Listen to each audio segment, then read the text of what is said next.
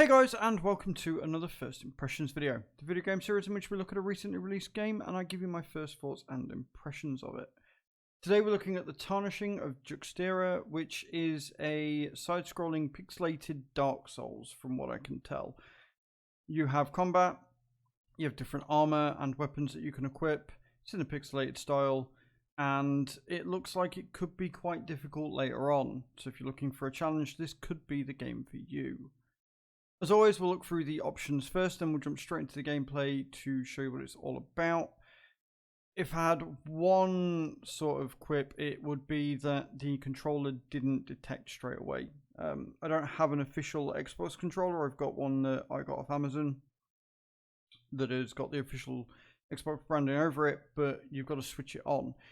And it didn't switch on once I'd started up the game. I had to come out of the game, switch the controller on, and then open up the game again in order for it to work. Now this does have keyboard controls, but I feel like it would probably be better with a controller, so it's worth bearing that in mind. Let's look at those options. Alright, options then. I'm actually quite pleased with them. They don't have a lot of things that I would like to see added, but honestly they've done really well in that even though the game is in the pixel art style, the text itself looks really clear and very sharp. They've done a very good job of not going blocky text as well and making it easy to read. A lot of games are not that good at doing that, and it's something that does deserve some props. Your volumes do start at the maximum, but they're not overly loud anyway, so whether you want to turn them down a little bit or not, that's completely up to you. The music very much sets the theme, and the effects are pretty good as well. This is where it sort of gets let down a little bit. You've got full screen on or off, display FPS, and adjust brightness.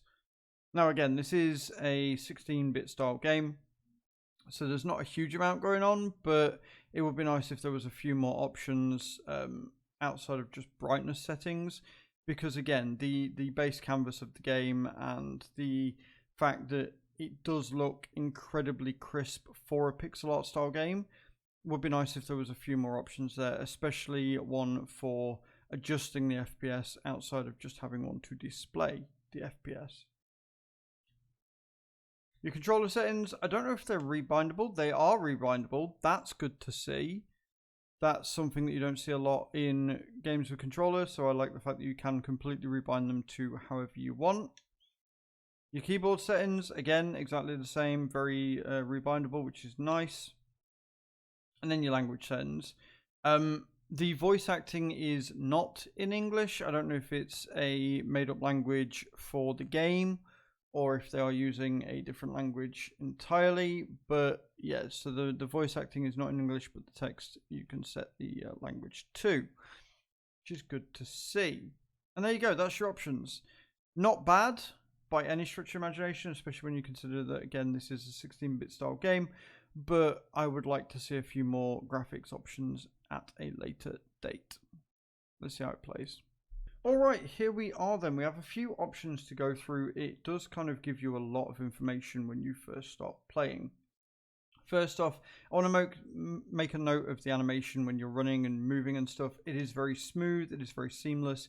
It's actually really good for a pixel art style game. I'm very impressed with it. The jump, you don't get a huge amount of jumping, but I don't know whether you unlock the ability to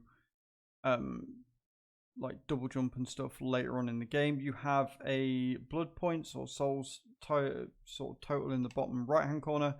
You have an ability to send out a bolt. This is a rune ability or a branded ability, and then you've got like a stamina thing at the bottom, which is like a blood rush. So the more things you kill, the higher that goes, the better your stamina recovery and the more damage you do, etc. You also have your screen here. Now, if I was to have a complaint, it is that it's very hard to tell, with it being the pixel art style, what these things are. Like, it tells you it's a helmet and it shows you the stats increases that it gives, but it's really hard to tell that that is a pair of gloves. Right, the boots are fairly easy to make out. The helmet kind of makes sense, but the chest and the boots, not great. And it's something that they were clearly going to have a bit of a problem with in designing the game, with the fact that you can't really tell. However, that being said, the fact that it changes your appearance on the character is really good. Now, this is where you get your power-ups and your bonuses. You've got brands. You can have 2 brands at one time, a relic and 2 gifts. I don't know what the relic and the 2 gifts do, but I'm assuming they're a stat increase of some description, and brands are your abilities. Then you got your map, so you can see where you are and go around the map as you sort of make your way through Juxtia. And it does a very Souls-like thing of when you enter a new area, it comes up on the screen and does all that cool stuff there. Then you've got your general inventory, which is things that you can find along the way. You're going to need those for getting into new areas like keys and stuff, as well as the blinding cloth, which I'm assuming can be crafted or used as craft or selling at some later date. The combat is very slow and methodical, but that's not necessarily a bad thing. It works for the type of game that it is. You also get your goddess person for the backstory coming up and giving you hints throughout the game, which is nice. And then you can heal and do all the good stuff here. You can cleanse. Again, the animations look really, really cool. They've done such a good job with the visuals, considering they've gone with the 16-bit style. I am very, very impressed. Now, it is also worth noting that you will take a lot of damage from everything and probably die. This is a problem, and just like Souls, you do have a weight issue. You can heal yourself with the binding cloths and stuff as well, but obviously a fountain is where you're going to fully heal yourself. But yeah, so you've got to be a bit careful with what you do and how it goes.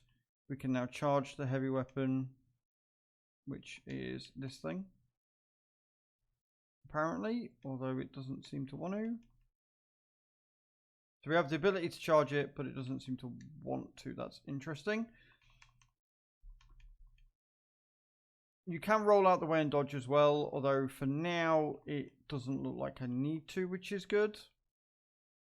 And basically, yeah, you go through, you kill the enemies you need to kill, you sort of figure out the story as you go along. And pick up the things that you need. So we've got some new items and equipment there that you can equip or not if you so desire. So it is worth exploring as well. I actually really like this game.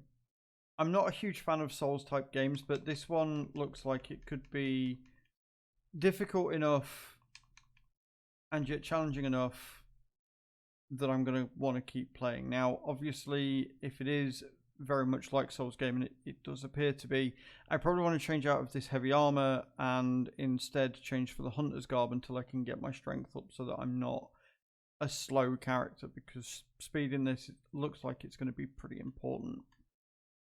But there you have it. This is Journey to Juxtia. I think I've said that name, Juxtia.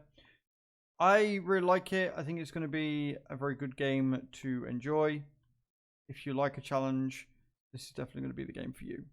Thank you very much for watching, and I hope to see you all next time. Ciao, ciao.